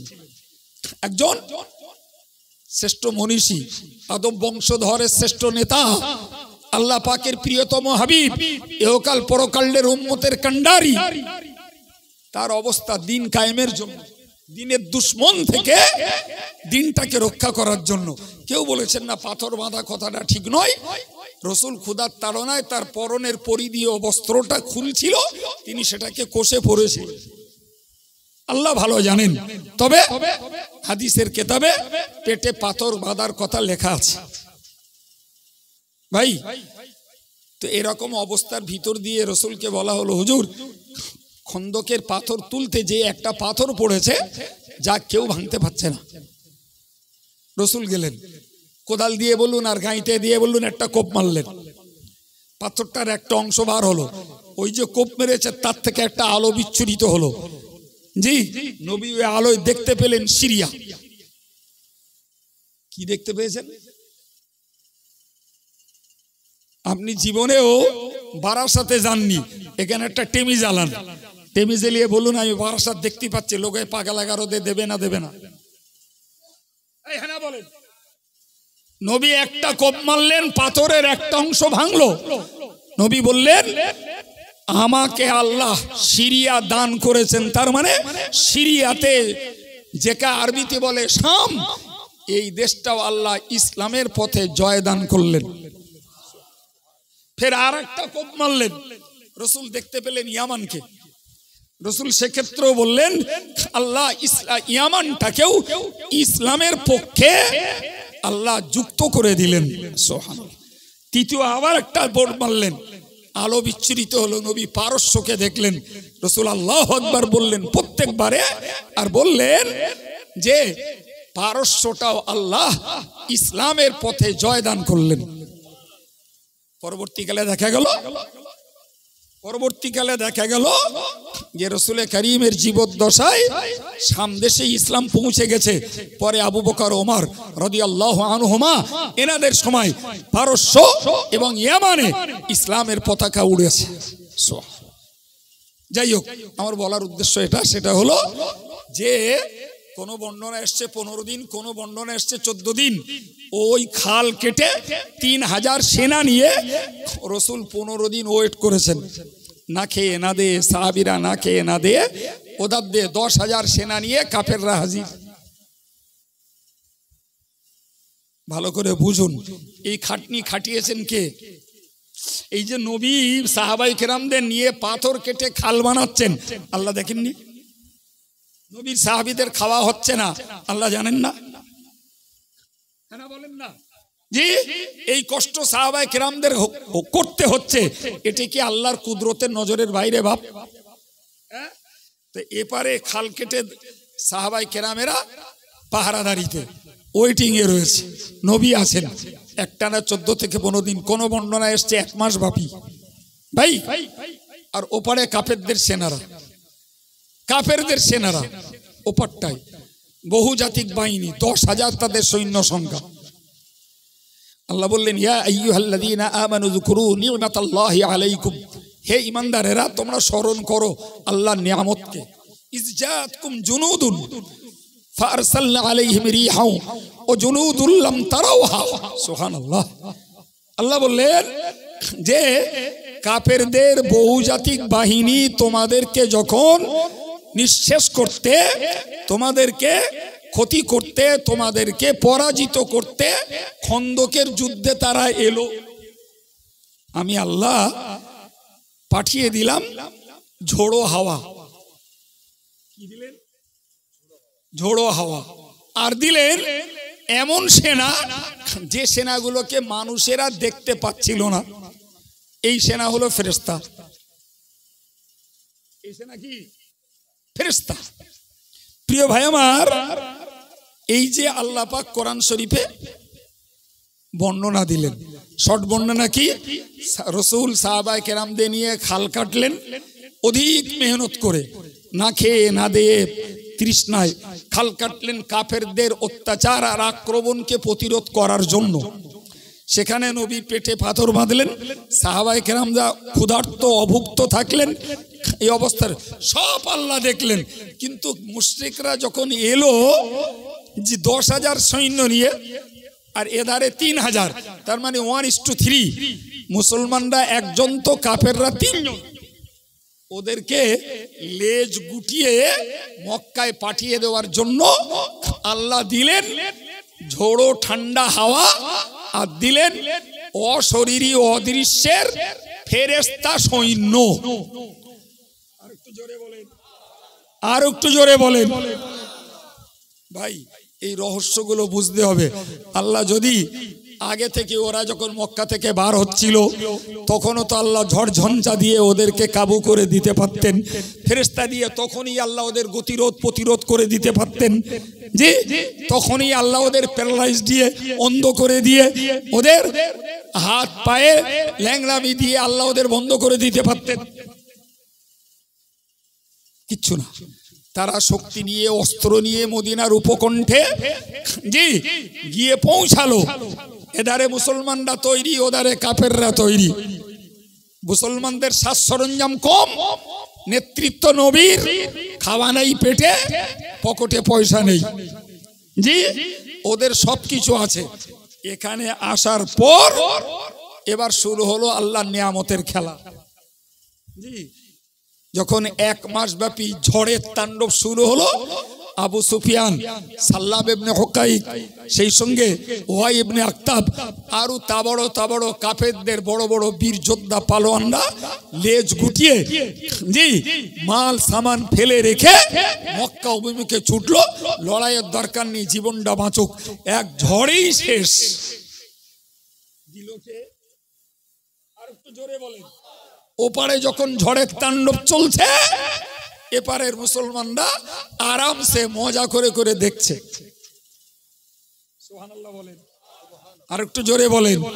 তাহলে এপারেরদের হেফাজত আর ওপারেরদের নাস্তানাবুদ, এই একই জায়গার একটু ব্যবধানে এই খেলা কার? মুসলমান, আমাদেরকে মনে রাখতে হবে, আমরা আল্লাহকে বাদ দিয়ে, কোরআনকে বাদ দিয়ে, নবীকে বাদ দিয়ে, দ্বীনকে বাদ দিয়ে কোন অংশেই নিজেদের জ্ঞান, বুদ্ধি, চেতনা আর নিজেদের বুদ্ধিমত্তা, নিজেদের চাতুরতা কোনো কিছুর উপরে নির্ভর করে না পারবো ধর্মপথে দাঁড়িয়ে থাকতে, না পারবো পার্থিব জীবন যাত্রায় সম্মান বাঁচাতে। বরং আল্লাহ যতটুকু জ্ঞান, বুদ্ধি, হিকমত যা কিছু দিয়েছেন, নিজের জীবনের দিন কায়েম রাখতে আল্লাহ সাহায্য চাইব। আমার পরিবারটাতে নবীর রেখে যাওয়া এই জিন্দা দিনটাকে আমার পরিবারে আমি ফুটিয়ে তুলতে চেষ্টা করব। সমাজ জীবনে, বন্ধুত্বের জীবনে, রাজনৈতিক জীবনে, সামাজিক জীবনে, অর্থনৈতিক জীবনে আমরা দিনটাকে রক্ষা করি, বাকি কাজগুলো করব। এই একটা নিয়ত যদি করতে পারি, নবী দিবস আমাদের জন্য নাজাতের ওসিলা হবে। এখান থেকে শিক্ষা নিতে হবে, অক্সিজেন নিতে হবে, এখান থেকে আমাদের কিছু উৎসাহ নিতে হবে। কিন্তু আমি মাঝে মধ্যে বলি, আজকেও বলে ফেলছি, ভাইরে আমরা আল্লাহরে পাই একটু মসজিদে এলি, আর এরম ঈদগায় গেলি, আর অজের মজলিসে বসলি, আল্লাহর পাই। তার মানে আল্লাহকে ডাকতে একটু মন হয়। ইমাম সাহেব বলে, মঞ্চের বক্তা বলে, কি একটা অনুষ্ঠানে গেলে হুজুররা বলে, কিংবা মসজিদে গিয়ে নামাজ কালাম পড়ি, তখন আল্লাহর কথা একটু মনে ওঠে। এরপরে আমাদের ব্যবসা করতে গেলে আর আল্লাহর কথা মন থাকে না, রাজনীতি করতে গেলে আর আল্লাহর কথা, নবীর কথা আর মনে থাকে না, চিটিংবাজি করতে গেলি তখন আল্লাহ নবীর কথা মনে থাকে না, ছেলে মেয়ে বিয়ে দিতে গেলি তখন আল্লাহ নবীর কথা আর মনে থাকে না। জি ভাই, দেশে যখন ভোট আসে তখন আল্লাহ রসুলের কথা একটাও আর মাথায় থাকে না। জি, যে যখন যার প্রেমে মজে, আল্লাহ রসুলের কথা আর কিচ্ছু তখন মনে থাকে না। কারুর মেরে খাওয়ার ইচ্ছা যখন জাগে, আল্লাহ নবীর কথা তখন আর একটা মনে থাকে না। জি, ক্রিকেটার, ফুটবল খেলা যখন দেশে আসে বিশ্বকাপ, তখন আর আল্লাহ নবীর কথা আর মনে থাকে না। মোবাইল হাতে উঠলি তখন আর আল্লাহ নবীর কথা মনে থাকে না। তখন মনে হয় কখন নেকেট ছবি দেখবো, কখন ফ্রি ফায়ার খেলবো, কখন পাবজি খেলবো, কখন ক্রিকেট দেখবো, কখন ফুটবল খেলবো, কখন পর্নোগ্রাফি দেখবো। এই হয় ধান্দা। জি, এই জন্য মাঝে মাঝে দুঃখ করে বলি আমি, যে এরা আল্লাহরে খুঁজে পায় মসজিদে আর জলসায়, বাকি সময় আল্লাহরে খুব একটা ওরা মনে করে আল্লাহরে ডাকতে হবে শুধু মসজিদে গেলি, কিন্তু মাঠে যেয়ে মালিকের ফাঁকি না মেরে আল্লাহ স্মরণ রাখতে হয়। এসেন্স এখনো হয়নি। সারাদিন কাজ করে এসে জি বউ জানে কিংবা বাইরের লোক জানে, যেই জানে আর না জানে, এসার নামাজ না পড়ে শোবো না, এ বুঝতে হয়নি। জি, লোকের বললুম বাড়ি গিয়ে নামাজ পড়বান, আর বোর বলে দিলুম ওখান থেকে পড়ে আইসি, মাঝখানে নামাজ আউট। আমি গল্প বলছি মনে হচ্ছে? গল্প বলছি না ভাই, গল্প বলছি না প্রিয় ভাই আমার। সুতরাং যদি আমরা কিছু জায়গায় আল্লাহরে খুঁজে পাই, নবীরে খুঁজে পাই, কোরআনকে মানার দাবিদার হই, আর বাকি ম্যাক্সিমাম জায়গায় আল্লাহরে ভুলে যাই, নবীর ভুলে যাই, কোরআনী বিধানকে উড়িয়ে জীবনযাপন করি, ভাই বিশ্বাস করুন আমাদের দ্বারা নিজের জীবনের দিনটাই বেঁচে থাকছে না। তাহলে অন্যের মাঝে আমরা দিন প্রতিষ্ঠা করব কি করে? কি করে করব? যে নবী যে নবী মার খেয়ে দাঁত ভেঙে মাথায় হেলমেট ফুটে রক্তাক্ত হয়ে আর নিজে পাথর কেটে আর পাথর মাথায় করে বয়ে খাল কেটে শত্রুর মোকাবেলা করে দিন ইসলাম আর মুসলিমকে হেফাজতের জন্য খেদমত করেছেন। আল্লাহ সব দেখা শোনার পরেও নবী আর সাহাবা কেরামদেরকে নিয়ে এই খেদমত খাটিয়ে নিয়েছেন, আবার শত্রুদেরকে আল্লাহ পরাজিত করে দিয়েছেন। সুবহানাল্লাহ। ভাই তাহলে আমাদেরকে মনে রাখতে হবে, বাবা শুধু নামাজ পড়ো, রোজা রাখো, হজ করো, যাকাত দাও, জিকির করো, তসবিহ পড়ো, সদকা দাও, ফিতরা দাও, কোরবানি করো, বাপ মার সেবা করো, বড়কে সম্মান করো, ছোটকে স্নেহ করো, এগুলো শুধু করো দলে করো করো করো করো। ভাই আমি দম ভরে এগুলো করে দিলাম, আপনি লিখে নেন, আমি স্ট্যাম্প লাগিয়ে দেবো। আপনি একটাও করণীয় কাজ বাদ দেননি, তারপরেও আপনি পারফেক্ট একদম রিলিজিয়াস পূর্ণ ধার্মিক আপনি নন নন নন। এগুলোর ক্ষেত্রে যেমন আপনার জীবনে করণীয় রেকর্ড দেখাতে হবে, পাশে আর একটা সাইডে জি শিরক করতে পারবেন না, সুদ খেতে পারবেন না, গান শুনতে পারবেন না, মদ খেতে পারবেন না, জুয়া খেলতে পারবেন না, নারী বেপরদায় ঘুরতে পারবে না, গালিগালাজ করতে পারবে না, তাস খেলতে পারবেন না, জেনা ব্যভিচার করতে পারা যাবে না, জি শরিয়াত বিরোধী খেলা করা চলবে না, ভাই চিত্তবিনোদন চলবে না, চলবে না চিটফান্ডের ব্যবসা চলবে না, অন্যের হক নষ্ট, এগুলো সব নার দলে, এগুলো করার দলে আর ওগুলো না করার দলে। যে লাইফটাতে যে উম্মতে মুহাম্মাদির ভিতরে যে আল্লাহর বান্দা বান্দির ভিতরে একদিকে থাকবে এই করণীয় কাজের তালিকা, আর একদিকে জীবন থেকে মাইনাস হয়ে যাবে বর্জনীয় কাজের তালিকা, তখনই বুঝবেন যে আল্লাহর দয়া, আল্লাহর রহমত, আমি ইসলামটাকে পূর্ণ মাত্রায় মানতে চেষ্টা করেছি, বাকি কবুল করার মালিকও আল্লাহ। ভাবি হবে না আমি আদর্শ পালন করেছি, নিষেধ ছেড়ে দিয়েছি মানে আমি একদম জাহান্নাম থেকে পার হয়ে জান্নাতে যেয়ে পৌঁছে গেছি নেভার। এটাও সম্ভব না, এটাও সম্ভব না। এরপরেও আমাকে আল্লাহ পাকের অনুগ্রহের পূর্ণ প্রত্যাশী, আল্লাহর করুণার পূর্ণ কাঙাল হতে হবে। আর একটা কথা ফের ঘুরিয়ে বলতে হবে, আল্লাহ যা করেছি তুমি যদি ভুল ধরো কিছুই ঠিক বলে পাওয়া যাবে না। আল্লাহ তুমি যদি রহমত করে দয়া করে ভুলের ঊর্ধ্বে আমার মেহনত, আমার খিদমত, আমার ইবাদত আমলকে কবুল করো, তাহলে আমার নাজাত হতে পারে। ফলে তোমার রহমতটাই হলো আমার নাজাতের একমাত্র বুনিয়াদ। আমি যেগুলো করেছি এগুলো আমার দায়িত্ব পালন করেছি। নবী সুলাইমান বলতেন আল্লাহ তোমার কাছে সাহায্য চাইছি, ওয়াদখিলনি বিরহমাতিকা ফি ইবাদিকাস সলিহিন। আল্লাহু আকবার। ওয়াদখিলনি বিরহমাতিকা ফি ইবাদিকাস সলিহিন। একজন নবী আবার বাদশা, আল্লাহর নিয়ামত প্রাপ্ত বান্দা।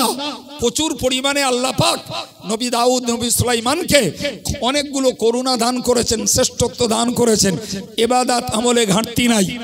ভাই এরপরেও নবী সুলাইমান আল্লাহকে বলতেন আনুশকুরলি, নবী সুলাইমান আউজিনি আনাশকুরা, আল্লাহ আপনি আমাকে ক্ষমতা দিন। কিসের? আমি যখন শুকরিয়া আদায় করতে পারি, নি'মাতাকাল্লাতী আন'আমতা আলাইয়া ওয়া আলা ওয়ালিদাইয়া। আল্লাহ আপনি আমার উপরে আর আমার আব্বা মায়ের উপরে আপনি যে নিয়ামত দান করেছেন, আপনি আমায় ক্ষমতা দিন, আমি যেন আপনার নিয়ামতের শুকরিয়া কৃতজ্ঞতাটা প্রকাশ করতে পারি। এরপরে বললেন ওয়ান আমালা সলিহান তারদাহ। মারাত্মক কথা, আল্লাহ আপনি আমাকে এমন আমল করতে দিন যাতে আপনি সন্তুষ্ট। ভাইরে আমি মাঝে মধ্যে বলি জি, লোকে মৌলানা বলে, মুফতি সাহেব বলে, কত রকমের সুনামের কথা বলে, ভাই সব কিছু ভালো লাগবে যদি আল্লাহ কবুল করে। আল্লাহ যদি কবুল না করে, সব সম্মান, সব খেদমত, সব মেহনত, সমস্ত রকমের ইবাদত আমলের সাধ্য সাধনা সবকিছু পণ্ড হবে। আমারও হতে পারে, আমার শ্রোতাদের হতে পারে, পীর সাহেবের হতে পারে, পীরজাদার হতে পারে, আমির সাহেবের হতে পারে, মোবাল্লিক সাহেবের হতে পারে। আল্লাহ যদি পাকড়াও করবেন মনে করেন, রেহাই পাওয়ার জায়গা নাই। নবী সুলাইমানের মতো মানুষ আল্লাহকে বলছেন, ওয়ান আমালা সলিহান তারদা, এ আল্লাহ আমি আপনার কাছে কামনা করছি এমন নেক আমল আল্লাহ আপনি যাতে সন্তুষ্ট ওই রকম আমল আমায় করতে দেন আল্লাহ। সুবহানাল্লাহ বলেন। ও বাবা, জীবনে কদিন বলেছেন একটু মনে করে দেখেন দিন। আমরাও তো আমল কিছু করি, জীবনে কদিন বলেছেন যে আল্লাহ আপনি এমন আমল আমায় করতে দেন, এমন কাজ আল্লাহ আমার দিয়ে করিয়ে নেন যে কাজে আপনি খুশি হবেন। মনে করে দেখুন দিন, একদিনও বলা পড়েছে কি? নবী সুলাইমান ওই রকম কথাটা বলে কি ভুল করলেন নাকি? কথা বলেন, এবার ভুল করলেন? হ্যাঁ, তাহলে নবী সুলাইমানের সুন্নতটা যদি আমরা অবলম্বন করি, তার তরিকাটা, তার ওই পদ্ধতিটা, তার ওই মানসিকতাটা যদি আমরা নেই, আল্লাহ তুমি এমন আমল করতে দাও যাতে তুমি সন্তুষ্ট। শেষ বেলায় নবী সুলাইমান বললেন, ওয়াদখিলনি বিরহমাতিকা ফি ইবাদিকাস সালিহিন। নবী সুলাইমান বলেননি আল্লাহ তুমি নবী বানিয়েছো, বাদশা বানিয়েছো, তুমি মানবের বাদশা বানিয়েছো, দানবের বাদশা বানিয়েছো, পশুর বাদশা বানিয়েছো, পাখির বাদশা বানিয়েছো, পাখির কথা বুঝবার ক্ষমতা দিয়েছো। জি, এত কিছু যখন তুমি আমাকে দিয়েছো, সুতরাং তুমি আমাকে তোমার নেককার বান্দাদের দলভুক্ত করে দাও। আমাকে নেককার হিসাবে তুমি কবুল করো, নেককার বান্দাদের দলভুক্ত আমাকে করে নাও। কোরআন পরিষ্কার বলছে, আল্লাহ তুমি আমাকে তোমার রহমতের দ্বারা, কিসের দ্বারা? চিল্লে বলেন কিসের দ্বারা?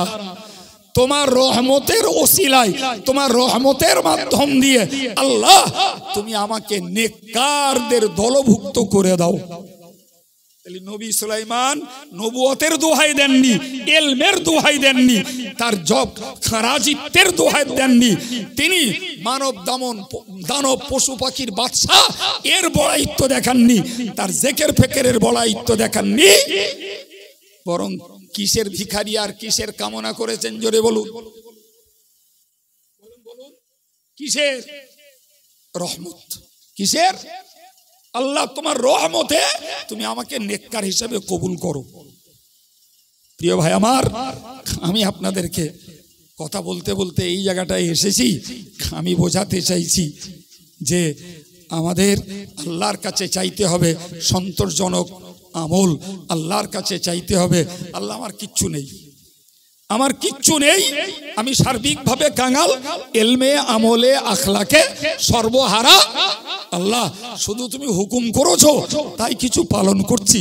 আল্লাহ তোমার দরবারে মিনতি, তুমি রহমত করে আমাকে নেককারদের গোলাম হিসাবে কবুল করো, নেককারদের দলভুক্তটা করে নাও তোমার রহমত দ্বারা। এই মনোবৃত্তি যদি তৈরি হয় ভাই, তাহলে মনে করা যায় আমরা আল্লাহর কাছে বঞ্চিত হব না। আর যদি মনে করি আমার কিছু আছে, আমি কেউ একটা কেডা, জি, তাহলে আল্লাহ নাকে ঝামা ঘষে দিতে পারে। আজকে নবী দিবস, এর আগেও নবী দিবস উদযাপনের ব্যাপারে কথা বলেছি, আল্লাহ আজকেও বলালেন।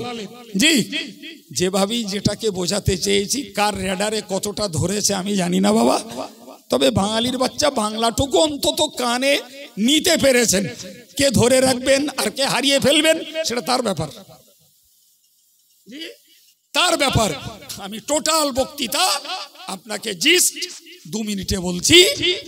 ভাই মনে রাখার দরকার, আমরা আল্লাহর পৃথিবীতে আল্লাহর প্রতিনিধি। আমাদের কাজ আল্লাহর দ্বীনকে নিজের ব্যক্তি জীবনে কায়েম রাখা, পারিবারিক জীবনে, সামাজিক জীবনে কায়েম করার চেষ্টা করা। এ পথের বাধা জিন শয়তান আছে, মানব শয়তান আছে, জাত শয়তান আছে, তারপরেও আমাদের ডিউটি আমাদের পালন করে যেতে হবে। প্রত্যেকটা জাতির জন্য আল্লাহ নবী পাঠিয়েছেন, আর সেই জাতির মাঝেও নবীর দ্বীন প্রচারের পথে জিন শয়তান, মানব শয়তান এবং জাত শয়তান বাধা সৃষ্টি করেছে। তারপরেও আল্লাহ পাকের কোরআন বলছে যে আমার হেদায়েতের নূরকে ওরা মুখের ফু দিয়ে নিভাতে চায়, আর আমি আল্লাহ আমার হেদায়েতের নূরটাকে আমি পূর্ণ করতে চাই। এই পূর্ণ করার মানুষে রসুল পাঠিয়েছি সত্য দিন দিয়ে, ইসলাম দিয়ে। ওরা যদিও মুশরিকরা যদিও অপছন্দ করে, তো तमाम পৃথিবীর সকল ধর্মের উপরে আমার ইসলাম ধর্মকে আমি আল্লাহ জয়যুক্ত করে তবে ছাড়ব। কিন্তু নিজের দায়িত্ব পালন করতে হবে। নবী সেই দায়িত্ব পালন করতে গেলেন, মার খেলেন, গাল শুনলেন। বদর যুদ্ধ, ওহদ যুদ্ধ, খন্দকের যুদ্ধ সব নবী করলেন, কিন্তু নবী অলসতা দেখাননি, হাল ছেড়ে দেননি, আল্লাহর কাছে দায়িত্ব ফিরিয়ে দেননি। নবী নবীর কাজ করেছেন। যারা নবীর কথা মেনেছেন তাদের জন্য নবী জান্নাতের সুসংবাদ দিয়েছেন। নবীর কথা যারা উপেক্ষা করেছে জি তাদের জন্য জাহান্নামের দুঃসংবাদ আমাদেরকে মনে রাখতে হবে। আমরা যদি প্রকৃতপক্ষে একজন পূর্ণ ধার্মিক হতে চাই, তাহলে আমাদেরকে করণীয় কাজগুলো করতে হবে, বর্জনীয় কাজগুলোকেও ছাড়তে হবে। এরপরেও অহংকার আর আত্মতুষ্টির জায়গা নেই। আল্লাহ রহমতের ভিখারি দৈনিক আল্লাহর কাছে হয়ে যেতে হবে, তবে হয়তো আল্লাহ পাকের কাছে আমরা নাজাতের যোগ্য হতে পারি, আশা করা যাবে। আল্লাহ আমাদেরকে তার বান্দাদের, নেককার বান্দাদের দলভুক্ত করেন, জাহান্নাম থেকে মুক্ত করে জান্নাতের যোগ্য বানিয়ে আল্লাহ আমাদেরকে মরার তৌফিক দেন। বলুন আমিন সুম্মা আমিন। নবীর রেখে যাওয়া দ্বীন, নবীর রেখে যাওয়া ইসলাম যত সহজে আমরা পেয়েছি, নবীকে প্রতিষ্ঠা করতে অত সহজে আল্লাহ নবীর উপহার দেননি। অনেক মেহনতের ফসল এই দিন। ফলে আমরা এই নবীকে শুধু জন্মদিবস উদযাপন করতে কিছু ঘটনা কাহিনী শুনে ফিরব না, বরং আমরা আমাদের ডিউটি কতটা পালন করছে এটা একটু ভাববো। আল্লাহ আমাদের তৌফিক দেন। নবীর জন্য আমরা কিছুই দিতে পারিনি, তবে মনে রাখুন নবীর সম্মান করা ইমার দায়িত্ব, কোরআনের নির্দেশ অতওয়াক্কিরু। আর এই সম্মানের প্রথমটাই হলো নবীর কথাকে মান্য করে চলা, আর দূর থেকে তার সম্মান, তার প্রতি দরুদ সালাম জ্ঞাপন করা। এটুকু আজ বলে কথা না, দৈনিক জীবনের ডিউটি আমাদের নবীর কথাকে মান্য করা আর নবীর প্রতি দরুদ সালাম জ্ঞাপন করা। এটাও নবীর সম্মানের অন্তর্গত। জি আল্লাহ এটাকেও আমলে কায়েম রাখার তৌফিক দেন। আসুন সবরেশনের আগে প্রিয় নবীর প্রতি একটু প্রাণ ভরা সালাম জানাই। ইয়া নবী